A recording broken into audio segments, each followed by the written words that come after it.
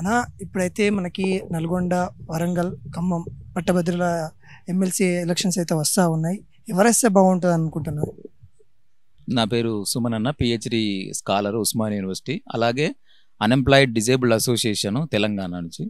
అయితే మాకు సంబంధించి కూడా మేమందరం కూడా డిజేబుల్డ్స్ పీజీ పిహెచ్డి చేసిన వాళ్ళమందరం చాలామంది ఉన్నాము. మాదో కూడా నిరుద్యోగత చాలా ఉంది.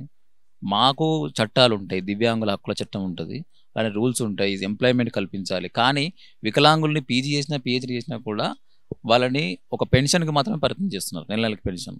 కానీ మేము చదువుకొని మేమేమనుకుంటున్నాం, ఇండిపెండెంట్గా ఒక జాబ్, ఉద్యోగము, ప్రభుత్వ ఉద్యోగం, ప్రైవేట్ ఉద్యోగం, సెల్ఫ్ ఎంప్లాయ్మెంట్ చేసుకోవడం మాకుంది. కానీ మా గురించి కరెక్ట్గా వాయిస్ తీసేవాళ్ళు లేరు, మా గురించి ప్రభుత్వానికి చెప్పేవాళ్ళు లేరు. మేమేమనుకుంటున్నామంటే ఈ ఎమ్మెల్సీ ఎన్నికల్లో మన అశోక్ సారు నిరుద్యోగుల గురించి మొత్తం తెలిసిన వారి వ్యక్తి.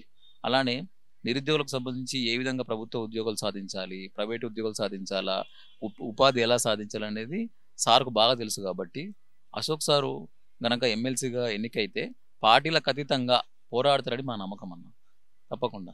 సో ఆయన గనక ఉంటే 12 కేసులు ఆయన మీద అయినాయి.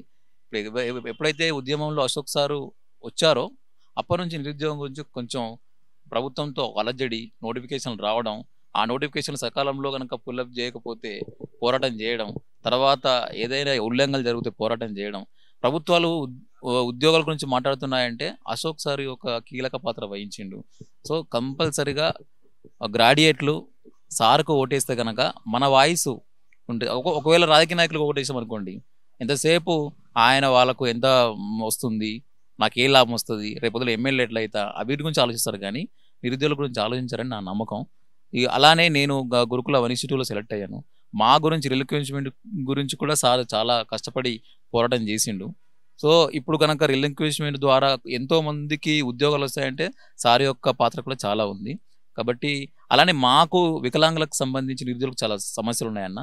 శారీరక వికలాంగులు జనాభాలో ఎక్కువ ఉంటారు, వాళ్ళకు రోస్టర్ పాయింట్ సమస్య ఉంది, వాళ్ళకు ఉద్యోగాల సమస్య ఉంది, వాళ్ళ బ్యాక్లాగ్ సమస్య ఉంది, ఉపాధి సమస్య ఉంది.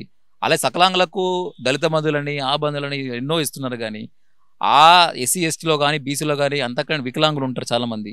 మరి వాళ్ళ గురించి ప్రభుత్వాలు ఆలోచించట్లేవు. కాబట్టి మా సమస్యలకు కూడా తీరాలంటే సార్ యొక్క సపోర్ట్ ఇప్పుడే అడిగినాం, తప్పకుండా ఇస్తామన్నారు. సో తప్పకుండా మేమందరం కూడా వికలాంగ నిరుద్యోగులు అందరం కూడా సార్కి ఓటేస్తామని మేము అనుకుంటున్నాం అన్న.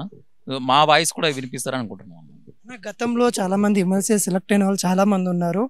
వాళ్ళు మీ దివ్యాంగుల పరంగా మీరు వెళ్ళి కలిసారా? అసలు ఎలా రియాక్ట్ అయ్యారు? అసలు గవర్నమెంట్ పరంగా మీ పరంగా వాళ్ళకి ఎలా చూపు ఉంది? ఎమ్మెల్సీలని కలిసినామన్నా, అలానే మినిస్టర్లను కలిసినాము, ఈవెన్ గత ప్రభుత్వంలో ముఖ్యమంత్రి కేసీఆర్ని కూడా కలిసినాము. అందరం కలిసినాం. కానీ ఎంతసేపు మాకు ఒక పెన్షన్ ఇస్తున్నాం కదా, ఇంకా చాలు సరిపోయింది అన్నట్టుగానే వాళ్ళు ఉంటారు. ఒకవేళ విన్నా కూడా అంతమంది మేమందరం కష్టపడిపోయి రిప్రజెంట్ ఇస్తున్నాం కాబట్టి సానుభూతిగా వింటారు అంతే. కానీ ఆ విషయాన్ని అయ్యే వరకు, మా చట్టాలు అమలు అయ్యే వరకు పోరాడే వాళ్ళు లేరు. కాబట్టి మళ్ళీ మేము తిరగాల్సి వస్తుంది అన్నట్టు, మేము ప్రతిసారి జ్ఞాపకం చేయాల్సి వస్తుంది అన్నట్టు. కానీ ఒక్కసారి చెప్తే తప్పకుండా అశోక్ సారు ఒకసారి ఆయనకు ప్రాబ్లం తీసుకెళ్తే మళ్ళీ మేము జ్ఞాపకం చేయకుండా ఆ ఇష్యూ సాల్వ్ అయ్యే వరకు ఆయన పట్టుకుంటారని చెప్పేసి మాకు నమ్మకం ఉందన్న.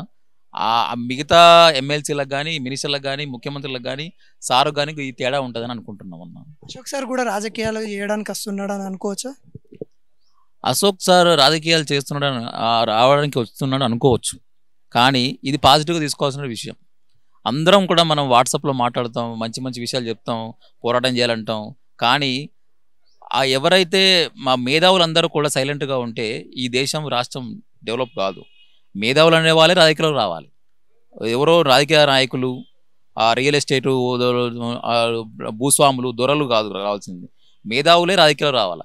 మనము మేధావులమై ఉండి అన్నీ తెలిసి కూడా రాజకీయ నాయకులు విమర్శిస్తుంటాం కొద్దిసేపు, అది కాదు కావాల్సింది. మనమే ఈ పాలించే పొజిషన్లకు రావాలా, మనమే చట్టాలు చేయాలా, ఏ విధంగా బాగుంటుందో మనం చేయాలి. కాబట్టి సార్ రాజకీయం చేస్తుండు రావడానికి వచ్చాడంటే అది కరెక్టే, వాస్తవమే. కానీ ఒక మేధావి, ఒక అధ్యాపకుడు, ఒక కోచింగ్ నిపుణుడు, నిరుద్యోగం తెలిసిన వాడు, విద్యార్థులను తెలిసిన వాడు తప్పకుండా రాజకీయం చేయాల్సిందే. అది మంచికే అని నేను కోరుకుంటున్నాను.